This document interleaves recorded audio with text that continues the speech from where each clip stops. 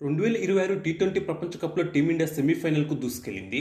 Semis చేరాలంటే వెస్టిండీస్పై ఖచ్చితంగా గెలవాల్సిన super 8 చివరి మ్యాచ్లో అద్భుతంగా ఆడిన సంజు శాంసన్ టీమిండియాను ఒంటి చేత్తో సెమీఫైనల్ చేర్చాడు. కీలక మ్యాచ్లో భారీ లక్ష్య ఛేదనలో కెరీర్ బెస్ట్ పర్ఫార్మెన్స్ ఇచ్చిన సంజు శాంసన్ వెస్టిండీస్ బౌలర్లను ఊచకోత కోశాడు. భారీ లక్ష్య ఛేదనలో సగం స్కోర్ సంజు ఒక్కడే చేశాడంటేనే ఎంత బాగా ఆడాడో అర్థం చేసుకోవచ్చు. ఓపెనర్గా క్రీజులోకి వచ్చిన సంజు శాంసన్ చివరి ఓవర్ వరకు ఆడి టీమిండియాను గెలిపించాడు. మిగతా బ్యాటర్లంతా తక్కువ స్కోర్లకే పరిమితమైనప్పటికీ తాను మాత్రం భారీ ఇన్నింగ్స్తో విధ్వంసం సృష్టించాడు.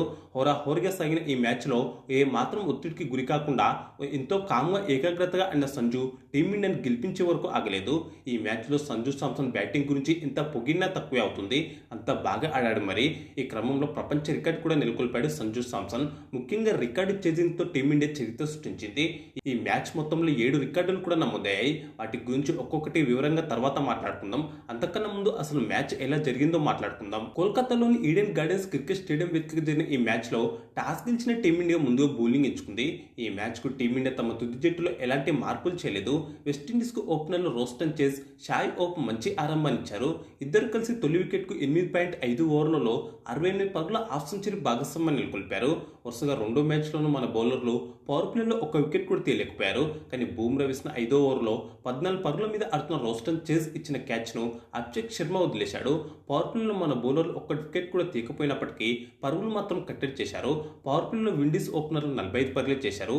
ఓపెనింగ్ భాగస్వామిని 9వ ఓవర్లో మిస్టరీ స్పిన్నర్ వరుణ్ చక్రవర్తి విడదీశాడు. నత్తనడకన బ్యాటింగ్ చేస్తున్న కెప్టెన్ షాయ్ హోప్ను క్లీన్ బౌల్ చేశాడు. కేవలం 90 స్ట్రైక్ రేట్తో బ్యాటింగ్ చేసిన హోప్ 3 4 1 6తో 33 బంతుల్లో 32 పరుగులు చేశాడు. అనంతరం వన్డౌన్ బ్యాటర్ షిమ్రోన్ హెట్మేర్తో కలిసి ఇన్నింగ్స్ను ముందుకు తీసుకెళ్లిన మరో ఓపెనర్ చేజ్ విండీస్ స్కోర్ను 12వ ఓవర్లో 100 దాటించాడు. కానీ ఇదే ఓవర్లో విండీస్ను గట్టి దెబ్బతీశాడు పేస్ గన్ జస్ప్రీత్ బుమ్రా. క్రీజ్లో సెటిల్ అయిన హెట్మేర్, రోస్టన్ చేజ్ ఇద్దరిని కూడా ఒకే ఓవర్లో పెవిలియన్ చేర్చాడు. ముఖ్యంగా హెట్మేర్పై తనకున్న సూపర్ రికార్డును కొనసాగించాడు. టీ20లో హెట్మేర్ను అవుట్ చేయడం బుమ్రాకి ఇది 6వసారి. అది కూడా 23 బంతుల్లో 16 పరుగులు మాత్రమే ఇచ్చి కావడం గమనార్హం. 225 స్ట్రైక్ రేట్తో 1 4 2 6లతో 12 బంతుల్లో 27 పరుగులు చేసిన హెట్మేర్ వికెట్ కీపర్ సంజు శాంసన్కు క్యాచ్ చౌటాడు. దీంతో 34 పరుగుల భాగస్వామ్యం ముగిసింది.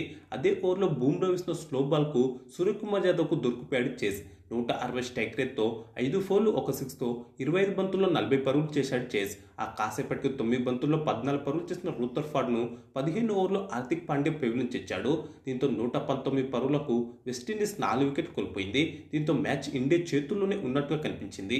అయితే డెత్ ఓవర్లో జేసన్ హోల్డర్, రోమన్ పావెల్ విధ్వంసం సృష్టించారు. ముఖ్యంగా హర్షదీప్ సింగ్ వేసిన 16 ఓవర్లో 24 పరుగులు వచ్చాయి. వరుణ్ చక్రవర్తి వేసిన 17 ఓవర్లో 14, బూమ్రా వేసిన 18 ఓవర్లో 12 పరుగులు వచ్చాయి. ఈ 3 ఓవర్లలోనే 50 పరుగులు వచ్చాయి. దీంతో మూమెంటం వెస్టిండీ వైపు షిఫ్ట్ అయింది.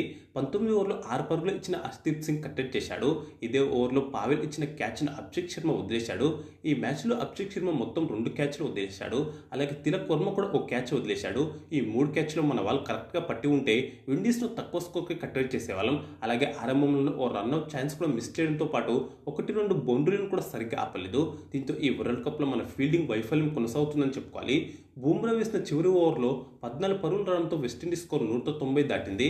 మొత్తంగా నిర్ణీత 20 ఓవర్లలో 4 వికెట్ల నష్టానికి 195 పరుగుల భారీ స్కోర్ చేసింది వెస్టిండీస్. చివరి 5 ఓవర్లో విండీస్కు 70 పరుగులు చేసింది. 178 స్ట్రైక్ రేట్తో 3 4 2 6లతో 19 బంతుల్లో 34 పరుగులు చేసిన పావెల్, 168 స్ట్రైక్ రేట్తో 2 4 3 6లతో 22 బంతుల్లో 37 పరుగులు చేసిన హోల్డర్ నాట్అవుట్గా గెలిచారు. వీరిద్దరు కలిసి 5వ వికెట్కు అజేయంగా 35 బంతుల్లోనే 76 పరుగులు జోడించారు. ఇక మన బౌలర్లంతా పరుగులు ఎక్కువగానే ఇచ్చారు. అయితే బూమ్రా 2 వికెట్లు పడగొట్టాడు. వరుణ్ చక్రవర్తి, హార్దిక్ పాండ్యా తల వికెట్ తీశారు. అనంతరం 196 పరుగుల భారీ లక్ష్యంతో బరిలోకి దిగిన టీమిండియాకు పవర్ ప్లేలోనే బిగ్ షాక్ తగిలింది. 4.3 ఓవర్లలోనే 41 పరుగులకు 2 కీలక వికెట్లు కోల్పోయింది. అభిషేక్ శర్మ, ఇషాన్ కిషన్ 10 పరుగుల చొప్పున మాత్రమే చేసి పెవిలియన్ చేరారు. వీరిని Akhil Hussain, Jason holder pavilion చేర్చారు. దీంతో ఒక్కసారిగా ఆందోళన మొదలైంది.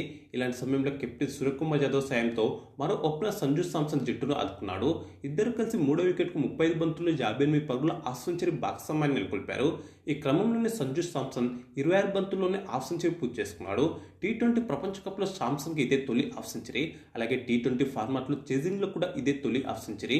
ఓవరాల్ టీ20 కెరీర్లో 4వ హాఫ్ సెంచరీ. కష్ట సమయంలో ఈ మ్యాచ్లో సంజు శాంసన్ అద్భుతంగా ఆడాడు. చాలా కూల్గా అద్భుతమైన క్రికెటింగ్ షాట్లతో అలరించాడు. అఖిల్ హుసేన్ వేసిన ఇన్నింగ్స్ 2 ఓవర్లోనే వరుసగా ఓ 4 2 సిక్స్లు పొందిన శాంసన్ ఆరంభం నుంచి ధాటిగా 200 స్ట్రైక్ రేట్తో బ్యాటింగ్ చేశాడు. 6లు 4లతో వెస్టిండీస్ బౌలర్లపై విరుచుకుపడ్డాడు. సంజు విధ్వంసం కారణంగానే ఆరంభంలోనే 2 వికెట్లు కోల్పోయినప్పటికీ చేజింగ్లో టీమిండియా వెనుకబడలేదు. అయితే క్రీజ్లో సెటిల్ అయిన సూర్యకుమార్ యాదవ్ను 11వ ఓవర్లో షెమర్ జోసెఫ్ పేవ్లిన్ చేర్చాడు. ఒక 4 ఒక 6తో 16 బంతుల్లో 18 పరుగులు చేసిన సూర్య భారీ షాట్కు ప్రయత్నించి రూథర్ఫర్డ్కు క్యాచ్ అవుతాడు. దీంతో 99 పరుగుల వద్ద భారత్ 3వ వికెట్ కోల్పోయింది. కాగా అంతకుముందే సూర్య ఇచ్చిన రిటర్న్ క్యాచ్ను బౌలర్ మోటీ వదిలేశాడు. కానీ వచ్చిన అవకాశాన్ని సూర్య ఉపయోగించుకోలేకపోయాడు. ఇక ఇలాంటి సమయంలో తిలక్ వర్మ, సంజు శాంసన్ కలిసి మళ్ళీ ఒక మంచి భాగస్వామ్యాన్ని నెలకొల్పారు. తిలక్ వర్మ కూడా ధాటిగా బ్యాటింగ్ చేశాడు. జోసెఫ్ వేసిన 13వ ఓవర్లో హ్యాట్రిక్ 4లు బాదాడు. ఆ ఓవర్లో సంజు కూడా ఓ 4 బాదడంతో మొత్తం 17 పరుగులు వచ్చాయి. 14 ఓవర్లోనూ 15 పరుగులు వచ్చాయి. దీంతో రిక్వైర్డ్ రన్ రేట్ టీమిండియా కంట్రోల్లోకి వచ్చింది. టీమిండియా గెలవాలంటే చివరి 6 ఓవర్లలో 60 పరుగులు చేయాలి. ఇలాంటి సమయంలో మరోసారి చెలరేగిన జేసన్ హోల్డర్ 15 ఓవర్లు ఈ భాగస్వామ్యాన్ని విడదీశాడు. భారీ షాట్కు ప్రయత్నించిన తిలక్ వర్మ హెట్ మేరకు దొరికిపోయాడు. దీంతో 141 పరుగుల వద్ద భారత్ 4వ వికెట్ కోల్పోయింది. సంజు, తిలక్ కలిసి 26 బంతుల్లో 42 పరుగులు జోడించారు. 180 స్ట్రైక్ రేట్తో 4 4లు ఒక 6తో 15 బంతుల్లోనే 27 పరుగులు చేసిన తిలక్ వర్మ కీలక సమయంలో మంచి కామియో ఆడాడు. మిగతా బ్యాటర్లంతా స్వల్ప స్కోర్లకి పెవిలియన్ చేరుతున్నప్పటికీ సంజు శాంసన్ మాత్రం ఏమాత్రం బెదరకుండా తన పని తాను చేసుకుంటూ వెళ్ళిపోయాడు. హార్దిక్తో కలిసి 4వ వికెట్కు 22 బంతుల్లోనే 38 పరుగులు జోడించాడు. విజయానికి చివరి 2 ఓవర్లో 17 పరుగులే కావడంతో టీమిండియా ఈజీగా గెలుస్తుందని అనిపించింది.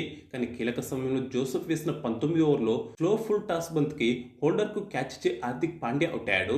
నిజానికి 17వ ఓవర్లో హార్దిక్ ఇచ్చిన క్యాచ్ను హోల్డర్ వదిలేశాడు. మళ్ళీ హోల్డరే క్యాచ్ అందుకున్నాడు. 2 4లతో 14 బంతుల్లో 17 పరుగులు చేశాడు హార్దిక్. నిజానికి ఈ మ్యాచ్లో వెస్టిండీస్ కూడా ఫీల్డింగ్లో అనేక తప్పిదాలు చేసింది. 2 క్యాచ్లు వదిలేయడంతో పాటు 2 బౌండరీలు కూడా ఆపలేకపోయారు విండీస్ ఫీల్డర్లు. హార్దిక్ అవుట్ అయ్యాక క్రీజ్లోకి వచ్చిన శివన్ దూబే 2 బౌండరీలు బాది ఒత్తిడిని తగ్గించాడు. ఇక చివరి ఓవర్ మోటి 2 బంతులను శాంసన్ వరుసగా 6 4 బదడంతో మరో 4 బంతులు మిగిలి ఉండగానే వెస్టిండీస్పై టీమిండియా 5 వికెట్ల తేడాతో ఘన విజయం సాధించింది. 194 స్ట్రైక్ రేట్తో ఊచకోతకొసిన సంజు శాంసన్ 12 4లు 4 6లతో 50 బంతుల్లోనే 97 పరుగులు చేసి అజయంగా నిలిచాడు. Team player of the match కూడా సంజు శాంసన్కే దక్కింది. కాగా ఈ ఇన్నింగ్స్తో టీమిండియాని సెమీస్ చేర్చడమే కాకుండా తన ఫామ్పై వస్తున్న విమర్శలకు కూడా గట్టి సమాధానం ఇచ్చాడు శాంసన్. 4 బంతుల్లో 8 పరుగులు చేసిన దూబే కూడా నాట్అవుట్గా నిలిచాడు. విండీస్ బౌలర్లో హోల్డర్ జోసెఫ్ 2 వికెట్ తీయగా అఖిల్ హుసేన్ 1 వికెట్ తీశాడు. కాగా ఈ విజయంతో గ్రూప్ ఏలో మొత్తం 2 విజయాలు సాధించిన టీమిండియా పాయింట్ల పట్టికలో 2వ స్థానంలో నిలిచింది. దీంతో గ్రూప్ ఏ నుంచి సౌత్ ఆఫ్రికాతో పాటు భారత్ కూడా సెమీఫైనల్ చేరింది. గ్రూప్ బి నుంచి ఇంగ్లాండ్, న్యూజిలాండ్ సెమీఫైనల్ చేరిన సంగతి తెలిసిందే. ఈ నెల 4న జరగనున్న మొదటి సెమీఫైనల్లో సౌత్ ఆఫ్రికా, న్యూజిలాండ్ జట్లు తలపడనున్నాయి. 5న జరగనున్న 2 సెమీఫైనల్లో భారత్, ఇంగ్లాండ్ జట్లు తలపడనున్నాయి. ఇప్పుడు ఈ మ్యాచ్లో నమోదైన 7 రికార్డుల గురించి మాట్లాడుకుందాం. మొదటి రికార్డ్ ఏంటంటే ఈ టోర్నీలో వెస్టిండీస్ ఇప్పటి వరకు 76 సిక్స్లు బాదింది. దీంతో ఒక టీ20 సిరీస్ లేదా టోర్నీలో అత్యధిక సిక్స్లు బాదిన 2వ జట్టుగా నిలిచింది.